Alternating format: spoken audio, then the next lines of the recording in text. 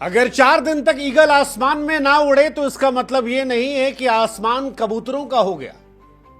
यही कहानी है सीएसके की, जिसने जब गुजरात टाइटंस को हराया तो यह बताया कि हम इतिहास का हिस्सा नहीं है, हम वर्तमान हैं।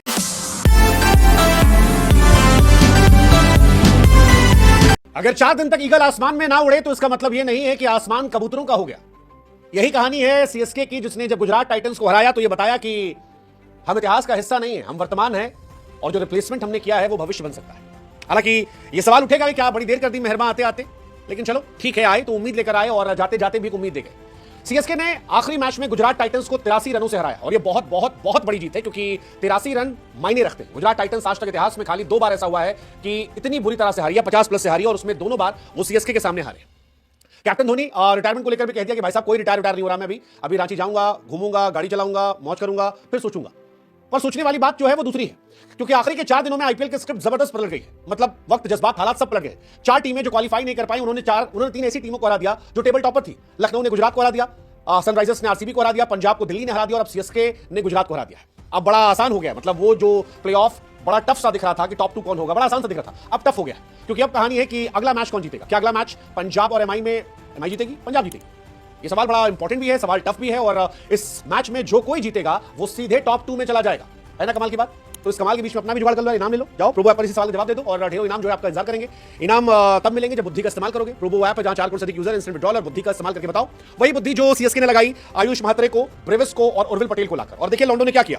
आयुष म्हात्रे ने 7 मैच में 240 ठोक दिए, स्ट्राइक रेट जो था वो 190 के आसपास था। ब्रेविस ने 6 मैच में 225 ठोके, 180 का स्ट्राइक रेट था। और सेम कहानी उर्विल पटेल की है, उन्होंने भी तबाही मचाई और उसका असर यह था कि सीएसके फिलहाल मजे में आ गई है, मजे में आ गई है और कह रही है कि भाई साहब अगले साल हम बताएंगे, हमारा कॉन्वे भी हिट हो गया है, हमारा ऋतुराज भी आएगा, और जब ये सारे मिलेंगे तो हम तबाही मचा देंगे। हालांकि तबाही आईपीएल में मच गई है, क्योंकि सिनेरियोस पूरे गड़बड़ हो गए। पंजाब एमआई में जो जीतेगा क्वालिफाई कर जाएगा, फिर एलएसजी आरसीबी का मैच होगा, उसमें देखा जाएगा कौन क्वालिफाई करता है। अगर एलएसजी जीती तो फिर गुजरात का मामला क्लियर हो जाएगा। अगर आरसीबी जीती तो आरसीबी स्ट्रेट क्वालिफाई कर जाएगी।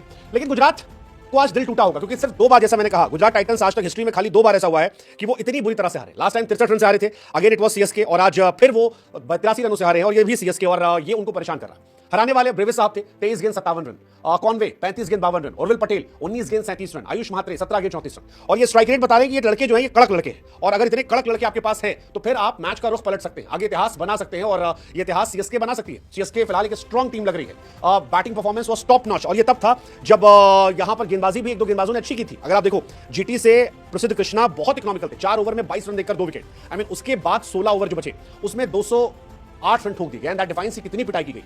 गुजरात टाइटंस के बाकी गेंदबाज जो हैं वो बड़े पिटे पिटाई हो गए, जैसे सिराज बहुत पिटते हैं, राशिद खान गेंदबाजी करना भूल गए हैं, अरशद खान वो बहुत पिटाई उनकी हुई है, कॉटजी वाज गुड, लेकिन ओवरऑल ये महंगी गेंदबाजी यूनिट जो है फिलहाल नजर आ रही है, और इसी वजह से इनकी पिटाई हो रही है। और 2 मैच में ऐसा हुआ है, एलएसजी ने 235 ठोका था, सीएसके ने 230 ठोका था, और ये उनके लिए एक खराब सीजन था दोनों के लिए, और उसके बावजूद इतनी बुरी उनकी हार जो है वो बता रही है कि मामला जो है उनका गड़बड़ है। हालांकि सीएसके इस साल बहुत दुखी होगी। सीएसके दुखी इसलिए क्योंकि उनका ये वर्स्ट ईयर था। वो आरसीबी 17 साल बाद हारे, डीसी से हारे 15 साल बाद, एसआरएच से हारे पहली बार चिपॉक में, 10 नंबर पर पहली बार वो फिनिश कर रहे हैं। तो उनका साल जो था उनके करियर का सबसे खराब साल था। लेकिन वो खुश इस बात से होंगे कि एंड मैच में उन्होंने टेबल टॉपर को हराया, उस टीम को हराया जो नंबर 1 थी। इससे पहले भी उन्होंने उस टीम को हराया था जो नंबर 1 थी 20 सीजन में। तो ये कहानी एक बड़ी इंटरेस्टिंग है, और नए लड़कों को लेकर जा रहे हैं, जो सबसे अच्छी बात है। बार बार मैं कह रहा हूं कि नए लड़कियों के बाद जैसे आयुष म्हात्रे, कमाल का लड़का मिला यार, 240 का रन बनाना, 34 का average, 190 strike rate, I mean that's very good. 17 साल का लड़का है, इसमें इन्वेस्टमेंट करेंगे तो आने वाले सालों में ये रिपे कर देगा, और जबरदस्त खेल कर इनको मैचेस जिता सकता है। आयुष शानदार है। उर्विल पटेल की भी यही कहानी है, 168 रन बनाना यार, लड़का तगड़ा है, और फ्यूचर के लिए इनका एक अच्छा इन्वेस्टमेंट है। फिलहाल सीएसके अच्छा हो गया, ऋतुराज गायकवाड़, आयुष म्हात्रे, उर्विल पटेल, शिवम दुबे, ब्रेविस, ये इनकी शानदार बैटिंग यूनिट है, जो मुझे लगता है आने वाले टाइम में इन्हें मजबूत करेगी। और इनकी गेंदबाजी यूनिट भी अच्छी है, क्योंकि गुजरात के पास भी अच्छे बल्लेबाज, साई सुदर्शन वाज गुड, शुभमन गिल अच्छे प्लेयर थे, नहीं चले आज, जॉस बटलर उनके चले जाएंगे, आज चले भी नहीं, चले भी जाएंगे, रदरफोर्ड